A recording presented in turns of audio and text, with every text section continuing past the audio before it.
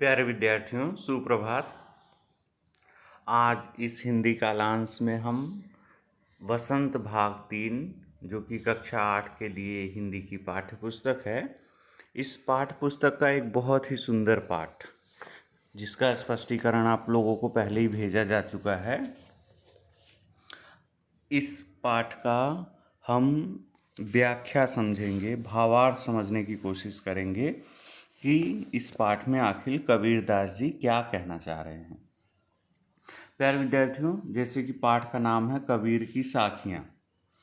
अब नाम से ही पता चल रहा है आप लोगों को कि कबीर की साखियों के रचयिता कौन है। कबीरदास जी हैं। कबीरदास जी के बारे में आप लोग क्या जानते हो, ये पता है आपको। वे हिंदी साहित्य के भक्तिकालीन ज्ञान मार्ग शाखा के प्रतिनिधि कवि माने जाते हैं। प्रस्तुत कविता भक्तिकालीन काव्य का सुंदर नमूना है। इस कविता के माध्यम से कवि ने जीवन उपयोगी संदेश देने का प्रयास किया है, जिसको अपनाकर मानव जीवन उन्नत बन सकता है। हम अगर कबीरदास जी की इन साखियों में दिए गए संदेश को समझ पा रहे हैं, अगर उनके दिए गए चीज़ों को हम समझ पा रहे हैं, वो क्या बताना चाह रहा है उसको हम अपने मन में आत्मसात कर पा रहे हैं, तो निश्चित ही हमारा जीवन जो है वो सफल होगा। अगर हम पाठ के सारांश की बात बाद में करेंगे, पहले हम क्या करते हैं, एक एक साखी का अर्थ समझने की कोशिश करते हैं। जाति न पूछो साध की, पूछ लीजिए ज्ञान, मोल करो तलवार का, पड़ा रहन दो म्यान। अगर ध्यान से देख रहे होगे तो कबीरदास जी कह रहे हैं, क्या कह रहे हैं? जाति न पूछो साध की, पूछ लीजिए ज्ञान, मोल करो तलवार का, पड़ा रहन दो म्यान। यहाँ पर म्यान का मतलब आप लोग जानते हैं, जिसमें तलवार रखी जाती है।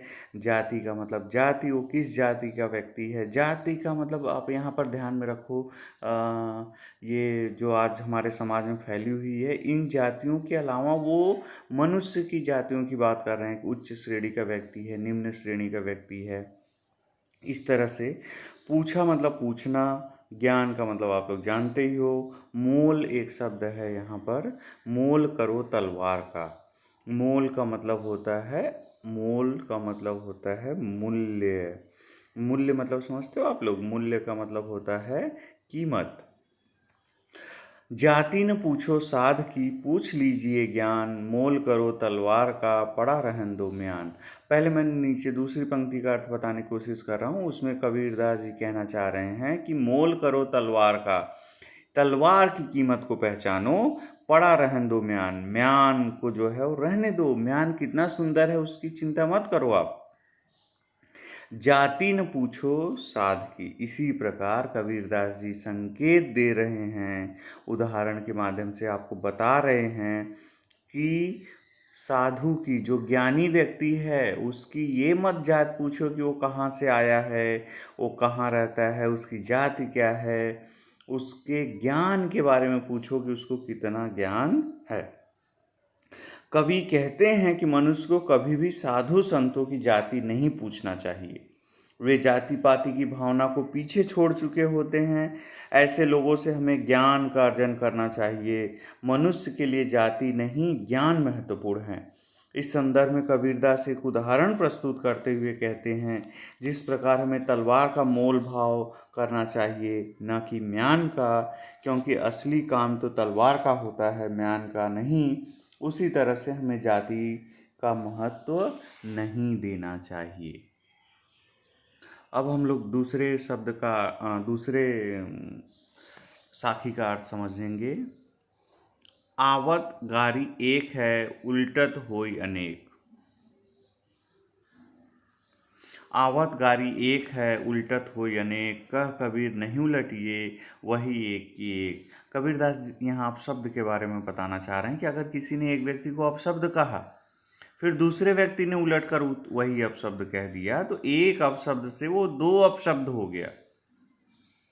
कह कबीर नहीं उलटिए। कबीरदास जी कह रहे हैं कि उस अपशब्द को मत उलटिए। अगर कोई व्यक्ति आपको गाली दे रहा है तो उस गाली को मत उलटिए, वही एक ही एक ही रहने दीजिए, उसको एक से अनेक मत करिए।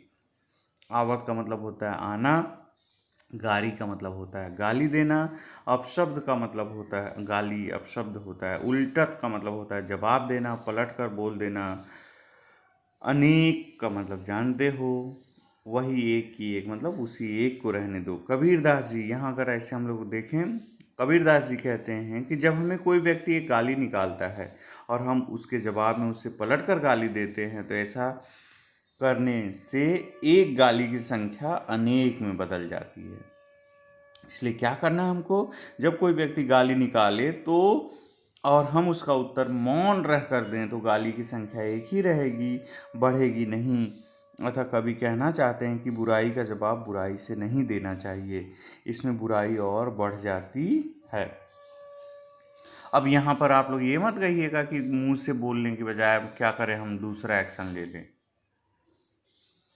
ठीक है, दूसरा एक्शन भी नहीं लेना है, अपशब्द आपको निकालने से बचना है। कहा गया मौन रहना है, तो मौन रह के मन में नहीं बुदबुदाना है। तो इस तरह से कबीरदास जी कह रहे हैं कि हमें अपशब्दों से बचना चाहिए, हमें गालियों से बचना चाहिए। हमें अगर दूसरा कोई गाली दे रहा है तो उसको क्या करना चाहिए, उसको फिर से पलट कर जवाब नहीं देना चाहिए, इससे हमें बचना चाहिए। तीसरा बहुत अच्छा है, कह ईश्वरी।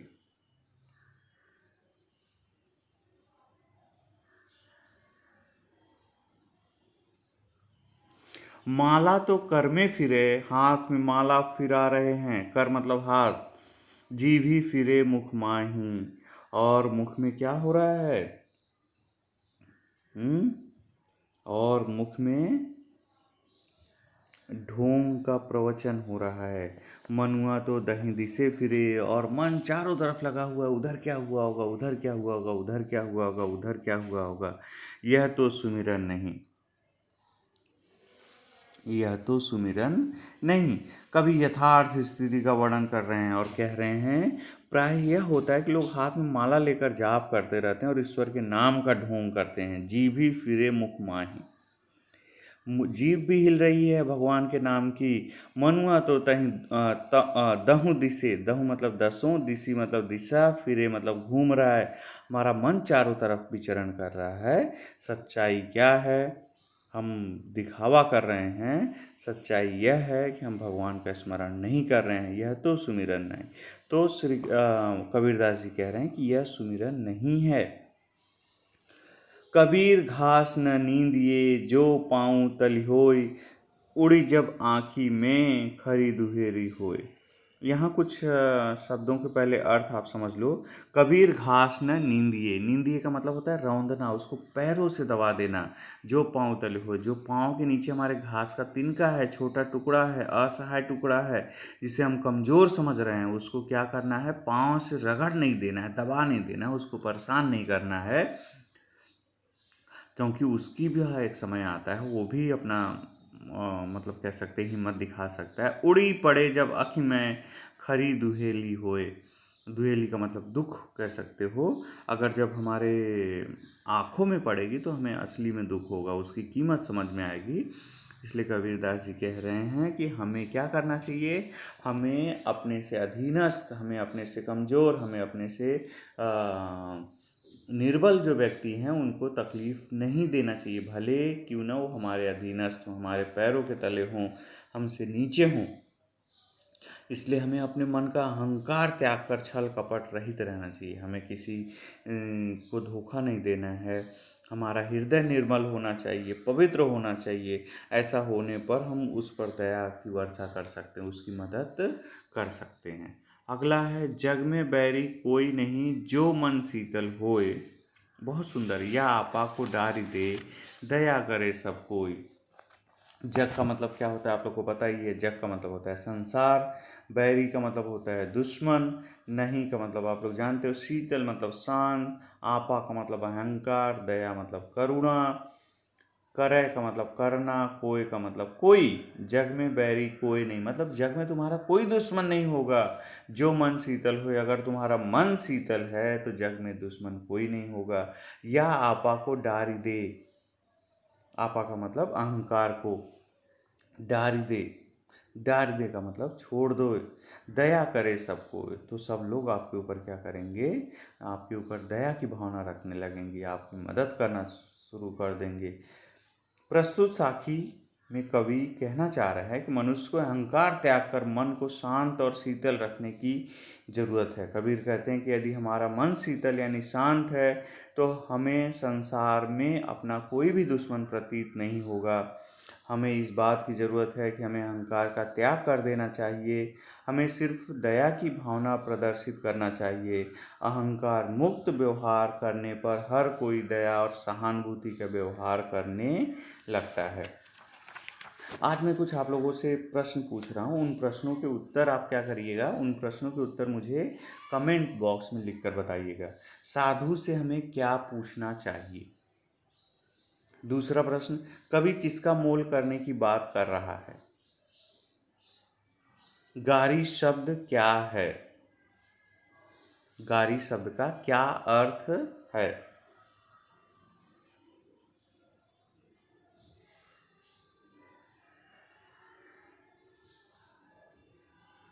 ठीक है, इन 3 प्रश्नों का, साधु से क्या पूछना चाहिए, कवि किसका मोल करने की बात कर रहे हैं, गारी शब्द का क्या अर्थ है, इन तीनों शब्दों के अर्थ जो है आपको क्या करने हैं, आपको कमेंट बॉक्स में लिख के भेजना है, जिससे पता चले कि आपने ये वीडियो सुना है। ठीक है, इसका प्रश्न उत्तर जो है हम लोग आगे की कक्षा में देख लेंगे। भाषा की बातचीत में देख ले रहे हैं हम लोग, बोलचाल की क्षेत्रीय विशेषताओं के कारण शब्दों के उच्चारण में परिवर्तन होता है। ये ध्यान दो। जैसे वाणी शब्द वाणी बन जाता है, मन से मनुआ, मनवा मनुआ आदि हो जाता है। उच्चारण के परिवर्तन से वर्तनी में भी बदलाव आता है। नीचे कुछ शब्द दिए जा रहे हैं, वह रूप, उसका वह रूप लिखिए जिससे आप परिचित हो। ज्ञान, हम लोग ज्ञान से कैसे परिचित हैं? ज्ञान हम लोग कैसे लिखते हैं? ऐसे नहीं लिखते हैं, वो भी सही है, लेकिन हम ऐसे लिखते हैं। तो ये काम भी आपको कर लेना है आज। जीभ, जीभ ही नहीं लिखते हम लोग, जीभ लिखते हैं। क्या लिखते हैं? जीभ। ठीक है, ऐसे लिखते हो या ऐसे लिखते हो? जीभ नहीं होता है, जीभ होता है, तो ये बड़ा। पाँव, पाँव हम लोग क्या लिखते हैं? पैर, पाँव। तली, तले, नीचे, क्या लिखते हैं? तली, तले मतलब नीचे, नीचे मतलब। पाँव को हम लोग कैसे लिखते हैं? पाँव को आप लोग लिखते होगे पाँव, इस तरह से, करेक्ट। तली को आप लोग कैसे लिखते हो? तले, तले मतलब नीचे, त। आँखी को आप लोग लिख ही लोगे, आँख।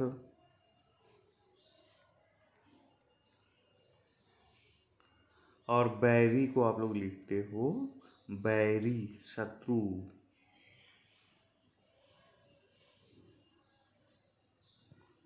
ठीक है, कुछ शब्दार्थ दिए हैं, उन शब्दार्थों को भी क्या करना है, आपको लिख लेना है। एक प्रश्नों को हम लोग बाद में देखेंगे, आज की भी ऑडियो में इतना ही। तो आज के ऑडियो का आप सुनना है, सुनने के बाद में शब्दार्थ के जो शब्द अर्थ हैं, ठीक है, कठिन शब्द हैं, उन कठिन शब्दों से एक एक वाक्य बनाना है। अगर इसके पहले आपने वाक्य बनाया तो फिर से वाक्य बनाना है। और तीसरा काम ये करना है, जो मैंने भाषा की बात की, वो 5 शब्द दिए हैं, 5 शब्दों को अब हम हिंदी में कैसे लिखते हैं उसको लिखना है। उसको लिखने के बाद में उसका वाक्य में प्रयोग करना है। ठीक है, धन्यवाद, आपका दिन शुभ हो।